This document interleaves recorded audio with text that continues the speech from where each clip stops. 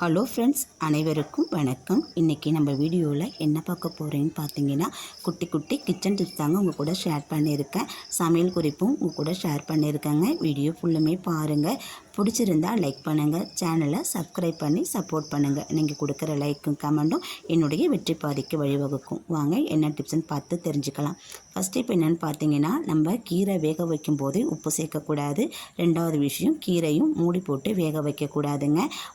கீரைக்கு முன்னாடியே நம்ம உப்பு போட்டுட்டோம்னாக்கா உப்பு நமக்கு கரிச்சாப்பில் இருக்கும். கீரையோட சுவையும் நல்லா இருக்காது.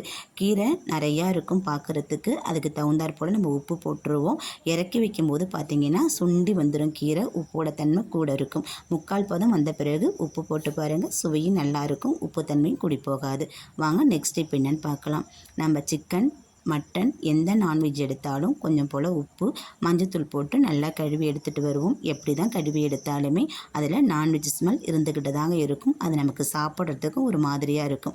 அந்த மாதிரி பிரச்சனை இல்லாமல் இருக்கிறதுக்கு இந்த ஒரு பொருளை மட்டும் சேர்த்து பாருங்கள், நமக்கு அந்த நான்வெஜ் ஸ்மெல் கொஞ்சம் கூட இருக்கவே இருக்காதுங்க. இன்றைக்கி நான் வினிகர் தாங்க சேர்த்துருக்கேன். வினிகர் கொஞ்சம் போல் சேர்த்துட்டு ஒரு 2 நிமிஷம் ஊற வச்சு இதை நம்ம நல்லா கழுவி எடுத்துட்டோம்னா நான்வெஜ் ஸ்மெல்லும் கொஞ்சம் கூட நமக்கு இருக்கவே இருக்காது. அது மட்டும் இல்லாமல் அதில் இருக்கிற கிருமிகளுமே அழிஞ்சு வந்துடும். இதை சாப்பாட்டுக்குள்ளே எந்த அளவுக்கு பயன்படுத்தினா நல்லது அப்படிங்கிறது எனக்கு தெரியாது. நான் பயன்படுத்தினதில்லை. இதை கழுவுறதுக்கு வெளியில் பயன்படுத்துறதுக்கு மட்டும்தான் இதை நான் யூஸ் பண்ணிப்பேங்க. இந்த மாதிரி 2 நிமிஷம் விட்டுட்டு நம்ம கழுவி எடுத்தோம்னா நான்வெஜ் சுத்தமாக க்ளீன் ஆகி வந்துடும். அதோட ஸ்மெல்லும் இருக்கவே இருக்காது. கண்டிப்பாக ட்ரை பண்ணி பாருங்கள். பிடிச்சிருந்தால் லைக் பண்ணுங்கள். நெக்ஸ்ட் இப்போ என்னென்னு பார்த்தீங்கன்னா, நம்ம சாப்பாடு சமைக்கும் போது நமக்கு டீயோ காஃபியோ குடிக்கணும் போல் இருக்கும். ஏற்கனவே நம்ம போட்டு வச்சுருக்க டீயை சூடு பண்ண அடுப்பில் தாங்க சூடு பண்ணுவோம். அந்த மாதிரி இனி சூடு பண்ண வேண்டியதில்லை. கொதிக்கிற சாதத்தில் இந்த மாதிரி ஒரு கனமான அகலமான பாத்திரத்தில் நீங்கள் கொஞ்சமாக வச்சுட்டிங்கன்னா அதுவே தானாக சூடேறிடுங்க. நம்ம இதுக்காக அடுப்பு பற்ற வச்சு சிலிண்டர் வீணாக்க வேண்டிய அவசியம் இருக்காது. நம்ம அடுப்பில் சூடு பண்ணி குடிக்கிற சூட்டுக்கு நமக்கு இருக்கும். ட்ரை பண்ணி பாருங்கள். நெக்ஸ்ட் இப்போ என்னென்னு பார்த்தீங்கன்னாக்கா, நம்ம சிக்கன் குழம்பு, குருமா இந்த மாதிரி ஏதாச்சும் வைப்போம்.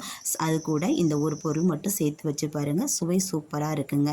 என்னென்னு பார்த்தீங்கன்னாக்கா, தயிர் தாங்க. நம்ம கொதிக்கிறதுல கொஞ்சம் போல் தயிர் சேர்த்துட்டிங்கனாக்கா சுவை கூடுதலாக இருக்கும். அது மட்டும் இல்லாமல் உப்போட தன்மை கொஞ்சம் கூடுதலாக போயிட்டு அப்படின்னு நினச்சிங்கனாக்கா டக்குன்னு நமக்கு கொஞ்சம் போல் தயிரை மட்டும் சேர்த்து நீங்கள் ஆட் பண்ணி விட்டுட்டிங்கன்னா அதோட உப்போட சுவையும் இருக்கவே இருக்காது. அது மட்டும் இல்லாமல் கூடுதல் சுவையாகவும் நமக்கு இருக்கும். ட்ரை பண்ணி பாருங்கள். நெக்ஸ்ட் இப்போ என்னென்னு பார்த்தீங்கன்னா, நம்ம பீட்ரூட் பொரியல் செய்யும்போது ஒரு சில சமயத்தில் உப்பு கூடுதலாக போயிடுங்க.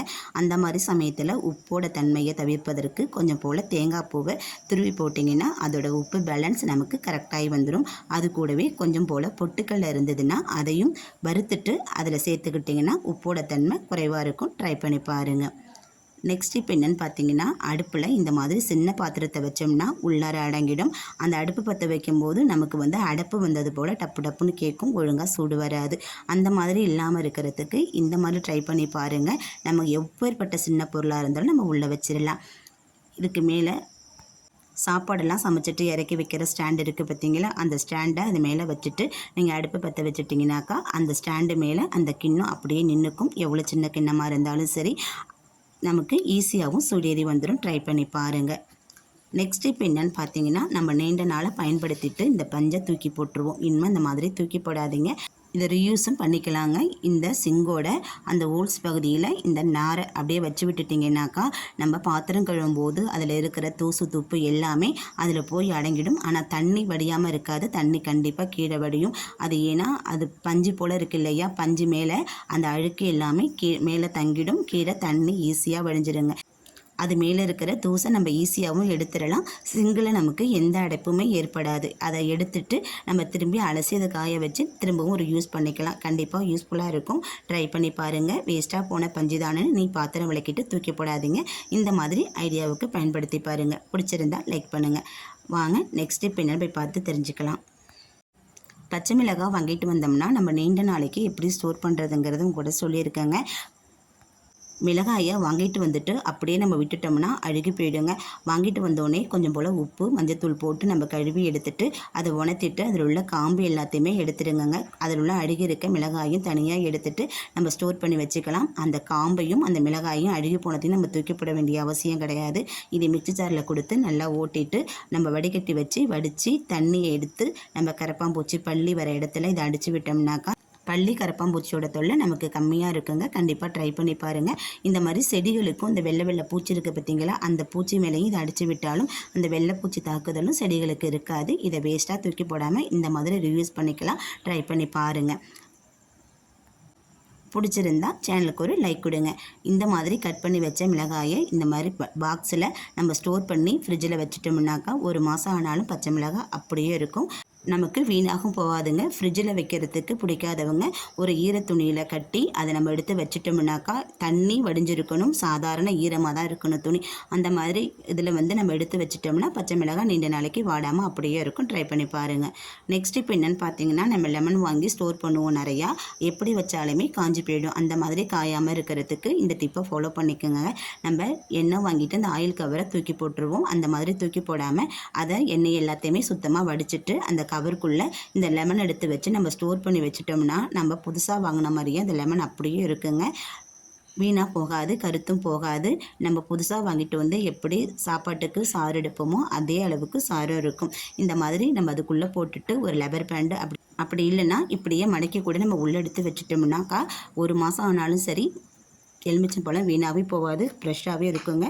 ட்ரை பண்ணி பாருங்கள். பிடிச்சிருந்தா லைக் பண்ணுங்கள். வாங்க நெக்ஸ்ட் இப்போ என்னென்னு பார்க்கலாம். நம்ம பூஜை அறையில் பூ வைப்போம். பூ வைக்கும் போது அந்த ஃபோட்டோவில் வைக்கிற பூவை எல்லாமே கீழே விழும்.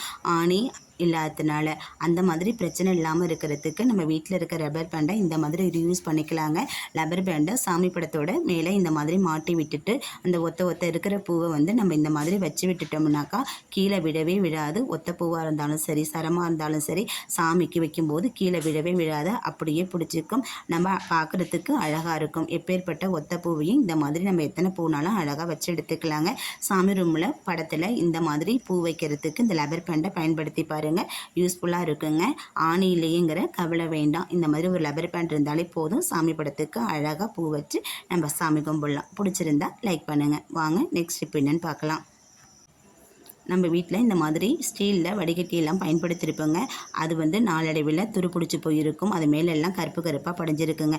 அந்த மாதிரி இல்லாமல் இருக்குது. இந்த ஒரு பொருளை பயன்படுத்தி நீங்கள் கழுவி பாருங்கள். சுத்தமாக பளிச்சுன்னு ஆகிடும். இது மேலே நான் பேஸ்ட்டு தாங்க தடவிருக்கேன். கோல்கேட் பேஸ்ட்டு தாங்க தடவிருக்கேன். பல்லு விளக்கிறதுக்கு பயன்படுத்துகிறோம் இல்லையா, சாதாரண டூத் பேஸ்ட் தான் தடவிருக்கேன். அது கூடவே கொஞ்சம் போல் பேக்கிங் சோடா, கொஞ்சம் போல் கல்லுப்பு இதை தண்ணியில் சேர்த்துட்டு தண்ணி நல்லா கொதிக்க விடுங்க. கொதிக்க விட்டுட்டு நம்ம வச்சுருக்க வடிகட்டி எல்லாமே அது கூட சேர்த்துக்கலாங்க. சேர்த்துட்டு ஒரு 2 நிமிஷம் விட்டு கொதிக்க விடுங்க. கொதிக்க வச்சு எடுத்து பாருங்கள். அதில் உள்ள அழுக்கு எல்லாமே பாதி நமக்கு அப்படியே நகர்ந்து வந்துடும். வடிகட்டியில் மீதம் இருக்கிற அழுக்கை நம்ம ஒரு ப்ரெஷ்ஷை வச்சு நம்ம தேய்ச்சி எடுத்தாலே போதும். லைட்டாக தேய்ச்சாலே போதும். அதில் உள்ள அழுக்கு எல்லாமே நமக்கு சூப்பராக க்ளீன் ஆகி வந்துடுங்க. நம்ம ஃபஸ்ட்டில் வாங்கி எப்படி ஃபில்டர் நம்ம பயன்படுத்தினோமோ அதே மாதிரி பளிச்சுன்னு இருக்கும். எவ்வளோ ஒரு அழுக்காக அந்த வடிகட்டியை நம்ம போட்டோம், எவ்வளோ ஒரு புதுசாக நமக்கு மாறி வந்துட்டுன்னு பாருங்கள். கண்டிப்பாக யூஸ்ஃபுல்லாக இருக்கும். ட்ரை பண்ணி பாருங்கள். வாங்க நெக்ஸ்ட் இப்போ என்னென்னு பார்த்துக்கலாம். நம்ம எல்லார் வீட்லேயும் பிரியாணி செய்வோம். சிக்கன் பிரியாணியாக இருந்தாலும் சரி, மட்டன் பிரியாணியாக இருந்தாலும் சரி, நம்ம கறியெல்லாம் வேக வச்சுட்டு தேவையான அளவு நம்ம தண்ணி தாங்க சேர்ப்போம். தண்ணி சேர்க்குறதுக்கு பதிலாக இந்த ஒரு பொருள் மட்டும் சேர்த்து பாருங்கள். சுவை சூப்பராக இருக்குங்க. பிரியாணியே செய்ய தெரியாதவங்க கூட இந்த டிப்ஸை ஃபாலோ பண்ணி செஞ்சு பாருங்கள். அவ்வளோ ஒரு டேஸ்ட்டாக இருக்கும். பிரியாணிக்கு தேவையான பொருள் எல்லாமே சேர்த்துட்டு தேவையான அளவுக்கு கறியும் சேர்த்து நல்லா வேக வச்சு எடுத்துட்டு அரிசி சேர்க்கும் போது தேவையான அளவு தண்ணிக்கு பதில் தேங்காய் பால் சேர்த்து நீங்கள் செஞ்சு பாருங்கள். சுவை சூப்பராக இருக்கும். அட்டகாசமாக இருக்குங்க. குழந்தைகளும் விரும்பி சாப்பிடுவாங்க. அவ்வளோதாங்க. நான் சொன்ன டிப்ஸ் எல்லாமே உங்களுக்கு பிடிச்சிருக்குன்னு நினைக்கிறேன். ஏதாச்சும் ஒன்றாச்சும் உங்களுக்கு பயனுள்ளதாக இருக்குன்னு நம்புகிறேன். பயனுள்ளதாக இருக்குன்னு நீங்கள் நினச்சிங்கன்னா என் சேனலுக்கு ஒரு லைக் கொடுங்க. மறக்காமல் சேனலை சப்ஸ்கிரைப் பண்ணி சப்போர்ட் பண்ணுங்கள். நீங்கள் கொடுக்குற லைக், ஷேர், கமெண்ட் இது எல்லாமே என்னுடைய வெற்றி பாதைக்கு வழிவகுக்கும். நீங்கள் கொடுக்குற சப்போர்ட் புதிய வீடியோக்களை உங்களிடம் வந்து சேர்க்கும். நன்றி, வணக்கம்.